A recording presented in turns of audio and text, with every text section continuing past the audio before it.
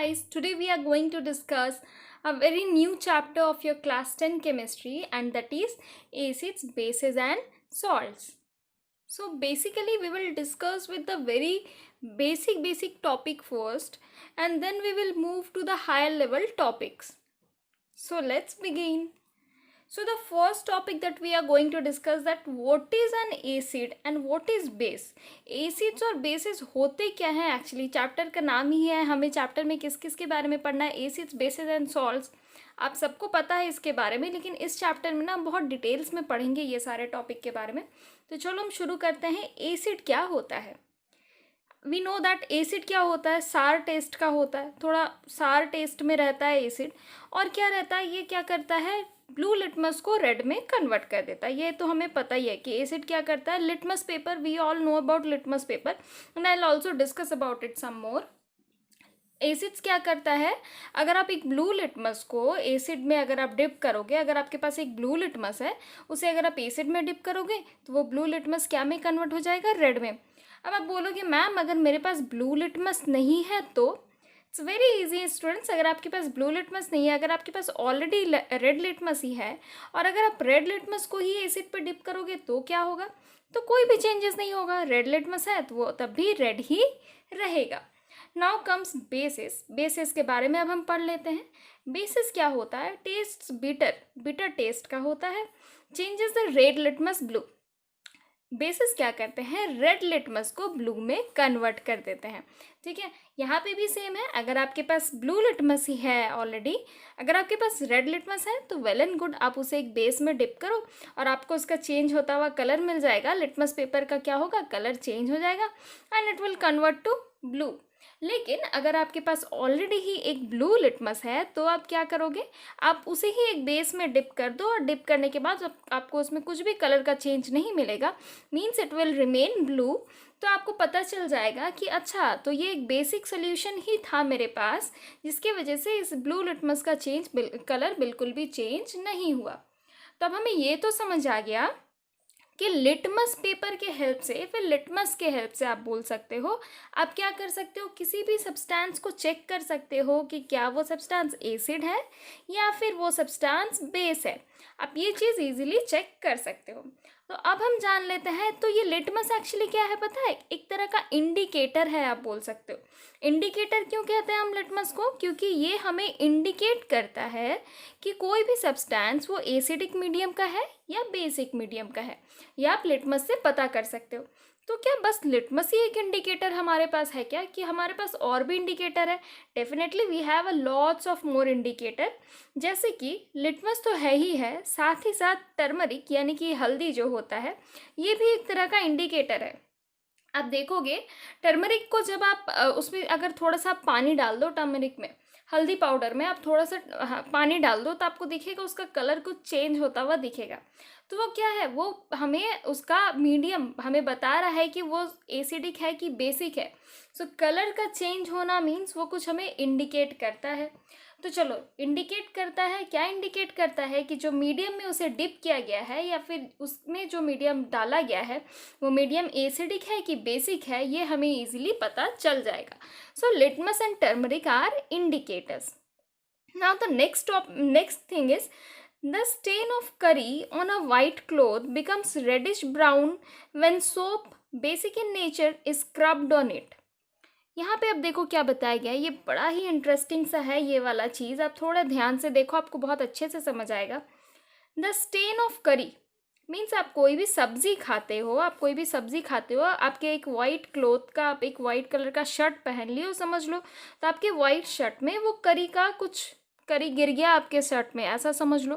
ठीक है, सब्जी आपके शर्ट में गिर गया, तो ऑब्वियसली आपकी शर्ट में अगर सब्जी गिर जाएगा तो आपका वाइट शर्ट था वो आपका, तो वो शर्ट किस कलर का उसमें स्टेन हो जाएगा, डेफिनेटली वो येलो कलर का ही होता है ना। मोस्ट ऑफ द करीज अगर आपके शर्ट में गिरेंगे तो वो येलो कलर का हमारे शर्ट में वो एक स्टेन हो जाएगा। ठीक है, लेकिन हमें ये बताया गया है कि अगर आप उस शर्ट को, ऑब्वियसली शर्ट गंदा हो गया तो अब आप उसे साफ करोगे, तो जब आप सोप को, जो कि बेसिक नेचर का होता है यानी कि बेसिक सोल्यूशन का एक बेसिक होता है, उसे आप जब सोप को स्क्रब करोगे, जब आप साबुन उस पर रगड़ोगे उस शर्ट को साफ करने के लिए, तो वो किस कलर का हो जाएगा, रेडिश ब्राउन कलर का हो जाएगा। वो वाला करी का कलर अब क्या हो जाएगा, रेडिश ब्राउन कलर का हो जाएगा स्टूडेंट्स।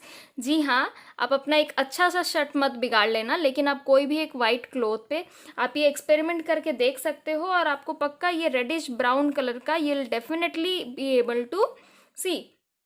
सो ये क्या है कि अब हम ये भी बोल सकते हैं, इससे ये प्रूफ हो जाता है कि टर्मरिक जो कि सब्जी में डला हुआ था, जिसकी वजह से वाइट क्लॉथ में येलो कलर का स्टेन आ गया था, वो अब क्या में कन्वर्ट हो गया, रेडिश ब्राउन कलर में कन्वर्ट हो गया। यानी कि बेसिक नेचर ये हमें ये टर्मरिक क्या कर रहा है, हमें इंडिकेट कर रहा है, इंडिकेटर है टर्मरिक भी। नेक्स्ट, तो ये लिटमस और टर्मरिक के बारे में तो हमें समझ आ गया, लेकिन कुछ और भी इंडिकेटर्स है, जैसे कि सिंथेटिक इंडिकेटर। अब सिंथेटिक इंडिकेटर क्या होता है ये हम समझ लेते हैं। An indicator prepared from artificial substances means turmeric यानी कि हल्दी, ये तो एक नेचुरल इंडिकेटर है ना, ये तो हमें नेचर से, प्लांट से मिलता है ना।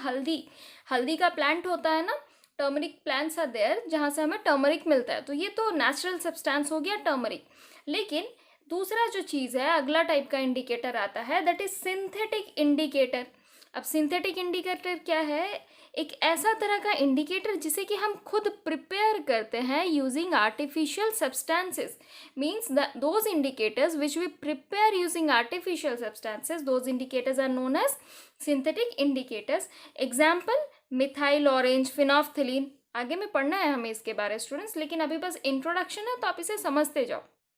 तो these two are kind of synthetic are examples of synthetic indicators. What are they? Methyl orange and phenolphthalein, और भी बहुत सारे हैं। ठीक है, और क्या बताया गया, acids and bases cancel each others effect. यानी कि एसिड का अपना कुछ एक इफेक्ट रहता है, बेस का अपना कुछ एक इफेक्ट रहता है। आप बस ये पॉइंट अभी नोट कर लो, आप इसे याद रखो, ये point it's very very important. और हम इस पॉइंट पे बेस्ड ना ढेर सारा एक्सपेरिमेंट और ढेर सारा डिस्कशन करने वाले हैं। इनफैक्ट अपने इस चैप्टर में हमें इसी पे बेस्ड बहुत सारा डिस्कशन करना है। ठीक है, सो यहाँ पे क्या बताया गया है कि एसिड का अपना कुछ कुछ प्रॉपर्टीज़ रहता है और बेस का अपना कुछ कुछ प्रॉपर्टी रहता है। लेकिन अगर आप एसिड और बेस दोनों को अगर आप मिला दो तो क्या होगा, ये दोनों एक दूसरे का प्रॉपर्टी को क्या कर देंगे, कैंसिल कर देंगे, एक दूसरे के इफेक्ट को क्या कर देंगे, कैंसिल कर देंगे। हम इसके बारे में पढ़ेंगे स्टूडेंट्स आगे में। नेक्स्ट क्या बताया गया है, when litmus solution is neither acidic और basic its colour is purple. Means litmus का सोल्यूशन भी होता है, पेपर भी होता है, बहुत सारे होते हैं। लेकिन अगर आप एक लिटमस का सोल्यूशन लिए हो जो कि एसिडिक भी नहीं है और बेसिक भी नहीं है, लिटमस सोल्यूशन जो कि ना अभी एसिडिक है ना बेसिक है, बीच का है तो उसे हम क्या कहते हैं, हम पढ़ेंगे थोड़ी देर में। तो उसका कलर क्या रहता है, तभी पर्पल कलर का रहता है, ना एसिडिक ना बेसिक, यानी कि ना रेड, यानी कि रेड रहता है जब एसिडिक रहता है, और बेसिक रहने से क्या रहता है, ब्लू रहता है। अभी मैंने आपको यहाँ पे बताया। तो जब ना एसिडिक सॉल्यूशन है ना बेसिक सॉल्यूशन है, तो इसे हम क्या कहते हैं, न्यूट्रल सॉल्यूशन, ना एसिडिक ना basic, that is actually neutral. और तब इसका कलर क्या हो जाता है, पर्पल कलर का हमें मिलता है। तो अब हमें क्या बताया गया है, litmus paper means litmus solution के बारे में तो हमने पढ़ लिया, लेकिन मैंने आपको अभी बताया ना कि लिटमस का सोल्यूशन भी होता है और पेपर भी होता है। तो लिटमस पेपर एक ऐसा तरह का इंडिकेटर है which tells us whether a substance is acidic और बेसिक। लिटमस है तो वो डेफिनेटली वो भी हमें सेम लिटमस सोल्यूशन जैसा काम करता है ना स्टूडेंट्स, लिटमस पेपर भी वैसे ही काम करता है। मीन्स अगर एसिडिक मीडियम है तो वो उसे क्या में कन्वर्ट कर देगा, रेड में, और अगर बेसिक मीडियम है तो वो उसे क्या में कन्वर्ट कर देगा, ब्लू में। B for basic and B for blue में वो कन्वर्ट कर देता है। तो ये हमें बड़े ईजिली समझ आ गया। लेकिन लिटमस सोल्यूशन भी सेम काम करता है, लिटमस पेपर भी सेम काम करता है। बस डिफरेंस इतना सा है कि सोल्यूशन ऑब्वियसली एक सॉल्वेंट नेचर का सोल्यूशन है तो वो लिक्विड फॉर्म में रहेगा, और लिटमस पेपर क्या रहता है, एक पेपर के फॉर्म में रहता है, और बिल्कुल सेम काम करता है लिटमस सोल्यूशन के जैसा ही। यानी कि लिटमस पेपर भी हमें यही इंडिकेट करता है कि जो सब्सटेंस है जिसको हम चेक करना चाहते हैं वो सब्सटेंस हमारा एसिडिक है या बेसिक है। इसे हम लिटमस पेपर के हेल्प से भी हम चेक कर सकते हैं।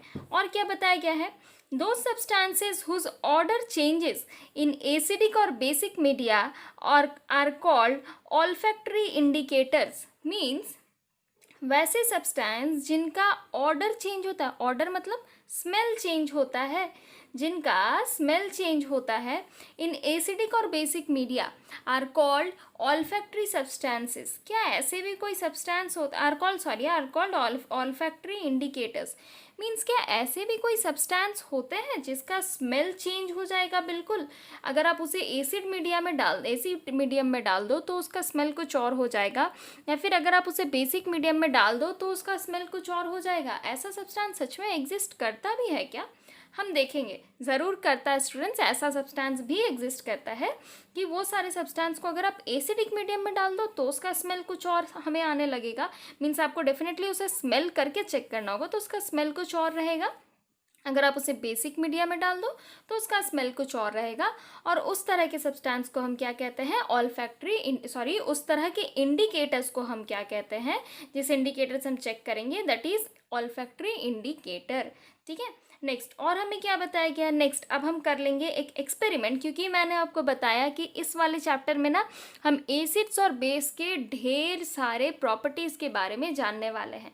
तो प्रॉपर्टीज़ को जानने के लिए हमें एक्सपेरिमेंट कर करके देखना होगा कि वो प्रॉपर्टी एक्चुअली में क्या है। तो हमने शुरू कर दिया करना अपना एक्सपेरिमेंट। तो देखो यहाँ पे क्या बताया गया है, how do acids and bases reacts with metal. यानी कि एसिड मेटल से कैसे रिएक्ट करता है and at the same time base metal से कैसे रिएक्ट करता है, ये हमें यहाँ पे चेक करना है। तो चलो हम चेक करना शुरू करते हैं। तो इस वाले सेटअप में हमने क्या लिया है? हमने ले लिया है एक स्टैंड। ठीक है, और वो स्टैंड एक क्या है? एक्चुअली में एक टेस्ट ट्यूब होल्डर है। ठीक है, वो टेस्ट ट्यूब होल्डर क्या कर रहा है? एक टेस्ट ट्यूब हम उसमें डाल के रखे हैं।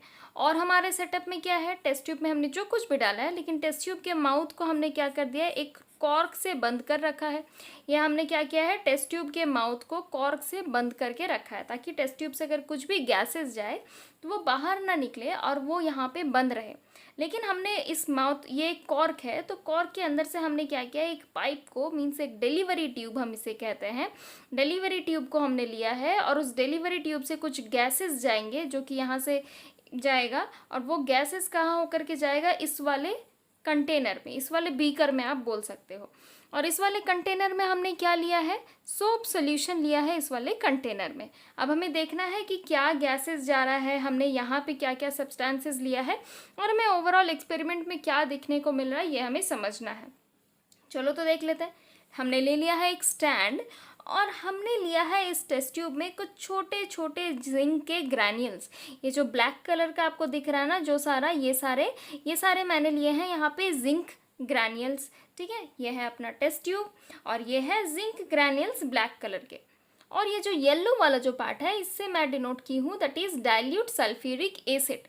ठीक है, यानी कि यहाँ पे हम क्या चेक कर रहे हैं?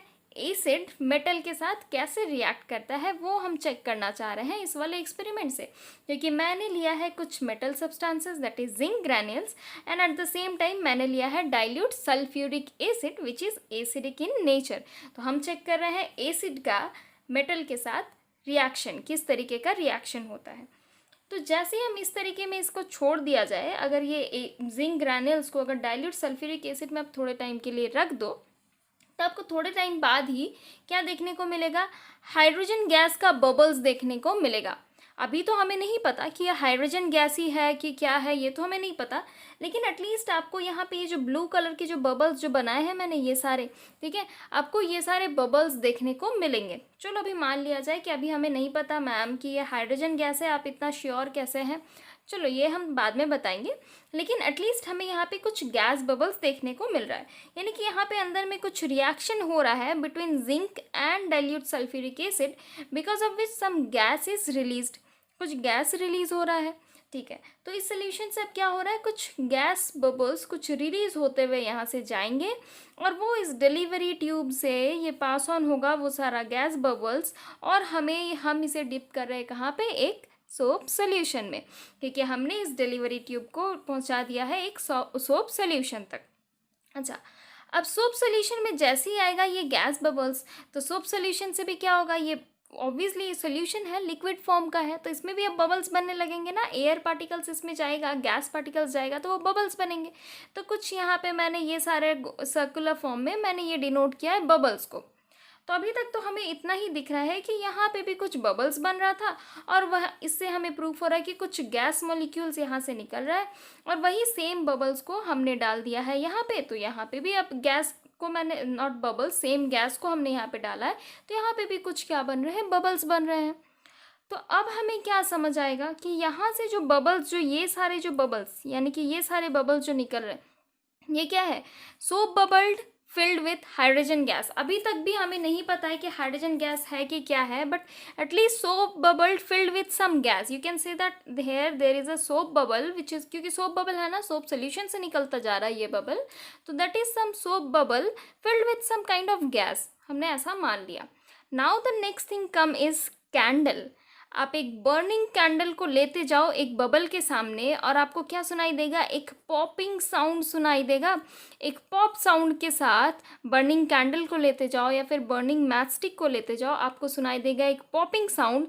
पॉपिंग साउंड से आप पता कर सकते हो कि ये क्या है, एक हाइड्रोजन गैस है, क्योंकि तभी होता है ये पॉपिंग साउंड, तभी जनरेट होता है जब वो गैस क्या रहता है, हाइड्रोजन गैस रहता है।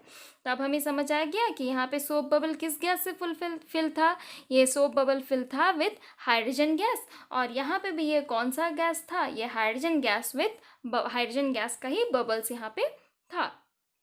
तो यहाँ तक हमने क्या समझा कि अगर आप एसिड को मेटल के साथ रिएक्ट करते हो तो ये वाले पार्ट को तो आप हटा दो, ये वाले पार्ट को हटा दो, बस इतना सा पार्ट से आप क्या समझ सकते हो, अगर आप एसिड को नॉट गैस के साथ, सॉरी, अगर आप एसिड को मेटल के साथ अगर आप रिएक्ट करते हो तो आपको क्या मिलता है, आपको मिल जाता है हाइड्रोजन गैस।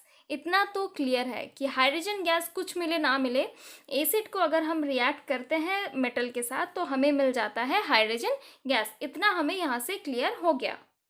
तो जैसा कि मैंने आपको बताया कि एसिड को अगर आप मेटल के साथ रिएक्ट करोगे तो आपको क्या मिल जाएगा, हाइड्रोजन गैस मिलेगा, और साथ ही साथ ये याद रखो स्टूडेंट्स कि साथ ही साथ हमें क्या मिलेगा, सॉल्ट मिलेगा। ये हम आगे के एक्सपेरिमेंट में भी देखेंगे कि हमें सॉल्ट मिलता है कि नहीं, ये हम आगे के और भी एक्सपेरिमेंट है, ये तो हमारा बस पहला एक्सपेरिमेंट था ना, तो अब बस इतना याद रखो कि हमें क्या मिलता है, सॉल्ट भी मिलता है साथ में। अगर आप एसिड को मेटल के साथ रिएक्ट करते हो तो हमें क्या क्या मिल जाता है in product, salt and hydrogen gas. यानी कि सारे के सारे मेटल्स में, मतलब आप कुछ भी मेटल ले लो, अगर आप वो एसिड के साथ रिएक्ट कराओ, मतलब सारे मेटल्स एसिड के साथ रिएक्ट कराओगे तो आपको क्या मिलेगा, सॉल्ट और हाइड्रोजन गैस आपको मिलेगा ही मिलेगा। अगर आप किसी भी मेटल को अगर आप एसिड के साथ रिएक्ट करते हो तो आपको ये चीज़ मिलना ही है। और बेस को भी अगर आप मेटल के साथ रिएक्ट करते हो तो आपको क्या मिलेगा, सॉल्ट और हाइड्रोजन गैस आपको तब भी मिलेगा। लेकिन ये सारे मेटल के केस में ऐसा नहीं होता, मीन्स ऐसा नहीं होता कि आप कोई भी मेटल उठा लो और उसे आप बेस के सोल्यूशन में डाल दो तो आपको ये हाइड्रोजन गैस मिलेगा, ये ट्रू नहीं है। सिर्फ कुछ कुछ मेटल के लिए ही ये एप्लीकेबल है कि कुछ कुछ गिने चुने मेटल्स ऐसे रहते हैं जिसे कि अगर आप बेसिक सोल्यूशन में डालते हो तो आपको सॉल्ट और हाइड्रोजन गैस मिलता है। तो बेसिकली यहाँ पे हम दो चीज़ कंक्लूड कर सकते हैं कि अगर हम एसिड को, मीन्स कोई भी एसिड और कोई भी मेटल को अगर हम रिएक्ट कराते हैं तो हमें सॉल्ट और हाइड्रोजन गैस तो मिलना ही मिलना है। लेकिन बेस के केस में बात थोड़ा सा डिफरेंट हो जाता है कि अगर हम बेस को अगर हम मेटल के साथ कंबाइन करते हैं तो हमें सॉल्ट और हाइड्रोजन गैस मिल भी सकता है और नहीं भी मिल सकता, क्योंकि ये सारे मेटल्स के केस में बेस के साथ ये सेम रिएक्शन नहीं होता। जैसे कि यहाँ पे हमने ले लिया है sodium hydroxide 2NaOH, sodium hydroxide aqueous solution में, ये क्या है, एक बेसिक सोल्यूशन है। Definitely sodium hydroxide is a basic solution.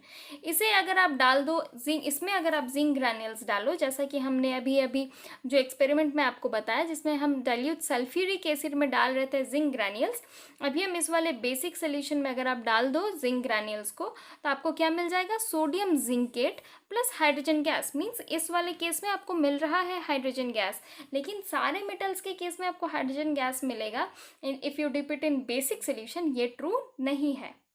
अच्छा, अब आता है अपना अगला topic, that reaction of metal carbonates and metal hydrogen carbonates with acids. Means metal carbonate और मेटल हाइड्रोजन कार्बोनेट ये कैसे रिएक्ट करते हैं एसिड के साथ, ये हमें अभी देखना है। अब तक तो हमने ये देखा कि एसिड और बेस मेटल के साथ कैसे रिएक्ट करते हैं, ये हमने देख लिया। अब हमें ये देखना है कि acid, particularly acid, metal carbonate और मेटल हाइड्रोजन कार्बोनेट के साथ कैसे रिएक्ट करता है, ये हमें देखना है। तो अगर आप मेटल कार्बोनेट लो या फिर मेटल हाइड्रोजन कार्बोनेट लो, दोनों में से कोई भी चीज़ आप ले लो, उसे अगर आप एक एसिडिक सोल्यूशन में डालते हो तो आपको क्या मिलेगा, सॉल्ट तो मिलना ही है। और आपको क्योंकि मेटल है तो डेफिनेटली आपको सॉल्ट तो मिलेगा ही मिलेगा, साथ में आपको क्या मिलेगा, carbon dioxide gas and water भी मिलेगा। कार्बन डाइऑक्साइड भी मिलेगा और वाटर भी मिलेगा। हम इसे अच्छे से विथ एक्सपेरिमेंट अब समझने वाले हैं, लेकिन अब तक के लिए आप बस आउटकम याद रखो। आप ये चीज़ याद रखो कि अगर आप मेटल कार्बोनेट लो या फिर मेटल हाइड्रोजन कार्बोनेट लो, दोनों में से कुछ भी ले लो, अगर आप उसे एक एसिडिक सोल्यूशन में डिप करते हो तो what will be the products, that will be salt, carbon dioxide gas and water molecule. तो चूंकि हमें मेटल कार्बोनेट और मेटल हाइड्रोजन कार्बोनेट का एसिड के साथ हमें रिएक्शन चेक करना है, तो हम एज्यूम कर लेते हैं कि हमने पहला जो कंडीशन जो हमने चेक किया है, that is with metal carbonate का हम एसिडिक सोल्यूशन में क्या रिएक्शन होगा, ये हमें देखना है। और मैंने आपको पहले ही बताया था हमें प्रोडक्ट में क्या क्या मिल जाता है, हमें प्रोडक्ट में क्या क्या मिल जाता है, हमें प्रोडक्ट में मिल जाता है सॉल्ट, कार्बन डाइऑक्साइड और वाटर। ये मैंने आपको बताया कि अगर आप मेटल कार्बोनेट को आप एसिड के साथ रिएक्ट करो, चाहे मेटल हाइड्रोजन कार्बोनेट को आप एसिड के साथ रिएक्ट करो, आपको हमेशा क्या मिलेगा as a output, salt, carbon dioxide gas और वाटर मॉलिक्यूल। यही तीनों चीज़ आपको मिलेंगे और इसी चीज़ को हम विद एक्सपेरिमेंट अब हम करके देखते हैं। यहाँ पे मैंने क्या किया है, same again I have taken a test tube stand, लेकिन इस बार मैंने यहाँ पे क्या डाला है, dilute hydrochloric acid instead of sulphuric acid.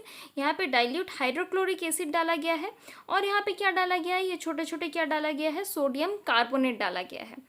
ये हमने ले लिया है टेस्ट ट्यूब ए में, सोडियम कार्बोनेट डाला गया है, यानी कि ये क्या है, मेटल कार्बोनेट हमने यहाँ पे डाला है। मेटल कार्बोनेट का हम हाइड्रोक्लोरिक एसिड यानी कि एसिड के साथ हम चेक कर रहे हैं।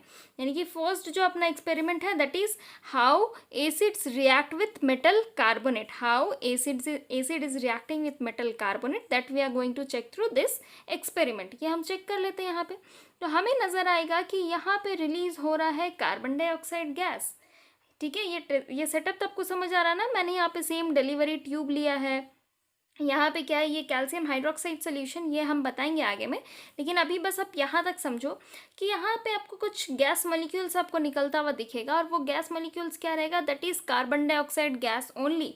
तो हमें एक चीज़ तो पता चल जा रहा है कि चलो कार्बन डाइऑक्साइड तो रिलीज हो ही रहा है और साथ ही साथ एसिड है और यहाँ पे क्या है, मेटल है, तो हमें क्या मिलेगा, सॉल्ट भी मिलना है और हमें साथ ही साथ क्या मिलता है, कुछ वाटर भी हमें यहाँ पे मिलता है एज अ प्रोडक्ट। ठीक है, तो हम यहाँ पे लिख सकते हैं कि अगर हम मेटल कार्बोनेट यानी कि सोडियम कार्बोनेट को, जो कि सॉलिड फॉर्म में है इसलिए मैंने इसे एस से डिनोट किया है, उसे अगर हम हाइड्रोक्लोरिक एसिड जो कि डाइल्यूट फॉर्म में है, उसमें अगर हम इन दोनों को अगर हम रिएक्ट कराते हैं तो हमें क्या मिल जाता है, सॉल्ट यानी कि NaCl।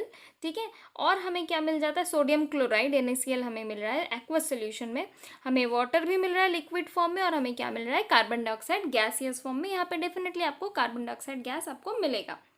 अब सेम चीज़ आप अगर यहाँ पे मेटल हाइड्रोजन कार्बोनेट अगर आप लिए होते, तो मेटल हाइड्रोजन कार्बोनेट मीन्स आप यहाँ पे Na2CO3 ले रहे थे, आप यहाँ पे हाइड्रोजन भी है ना, यहाँ पे हाइड्रोजन भी है, तो आप यहाँ पे क्या ले लोगे, NaHCO3। ऐसा होता है हाइड्रोजन कार्बोनेट का फॉर्मूला। ठीक है, this is sodium hydrogen carbonate I have taken here. This was sodium carbonate and this is sodium hydrogen carbonate.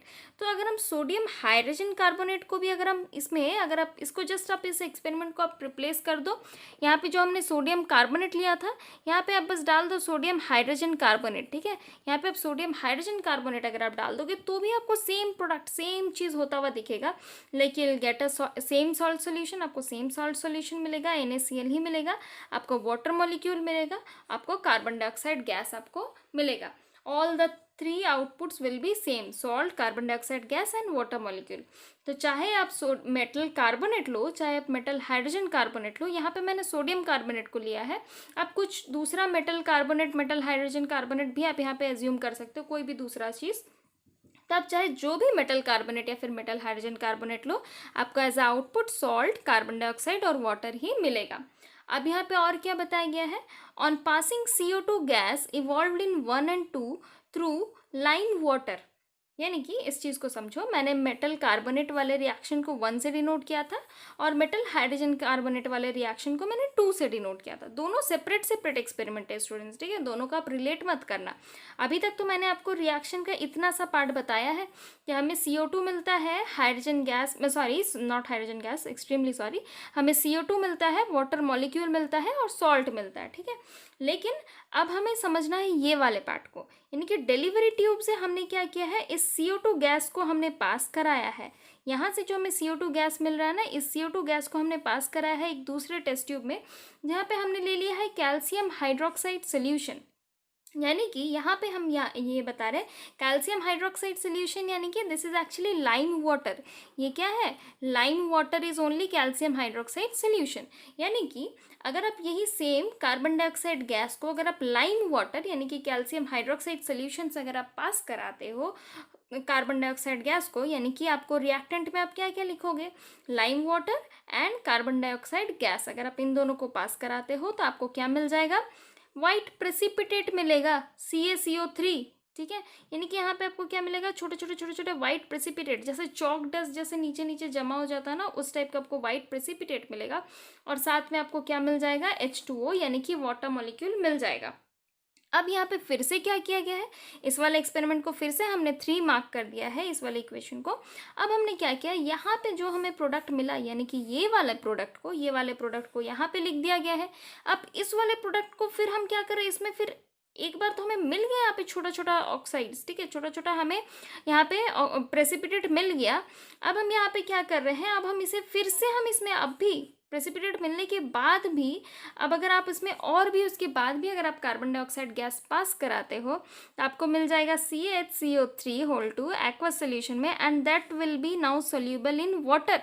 यानी कि अब आपका प्रेसिपिटेट यहाँ से क्या होगा, धीरे धीरे गायब हो जाएगा। यानी कि पहले तो आपको यहाँ पे प्रेसिपिटेट मिलेगा जब आप यहाँ वाले कार्बन डाइऑक्साइड गैस को जब आप यहाँ लाइम वाटर में जब आप पास कराओगे, यानी कि कैल्शियम हाइड्रोक्साइड सोल्यूशन में जब आप कार्बन डाइऑक्साइड गैस को पास कराओगे तो आपको पहले में तो यहाँ पे छोटे छोटे छोटे छोटे वाइट प्रेसिपिटेट मिलेगा।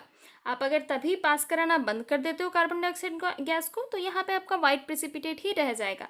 लेकिन अगर वाइट प्रेसिपिटेट मिलने के बाद आप अभी भी एक्सेस अमाउंट ऑफ अभी भी आप कार्बन डाइऑक्साइड गैस आप उसमें प्रोवाइड कर रहे हो, देन यू विल फाइंड कि इसमें क्या हो रहा है, इसका जो कार्बन डाइऑक्साइड गैस था वो अभी भी अगर आप इसमें कार्बन डाइऑक्साइड गैस पास करा रहे हो तो आपको ये दिखेगा कि यहाँ पे जो वाइट प्रेसिपिटेट था that is now getting dissolved in water and so now it is soluble in water.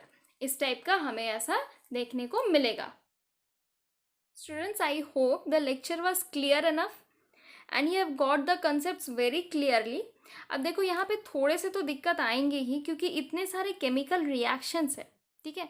मैं ये तो नहीं कहूँगी कि आप सारे के सारे केमिकल रिएक्शंस को रट लो, रट्टा मारो और फिर यही चीज़ जा करके आप एग्जाम में लिख करके आओ।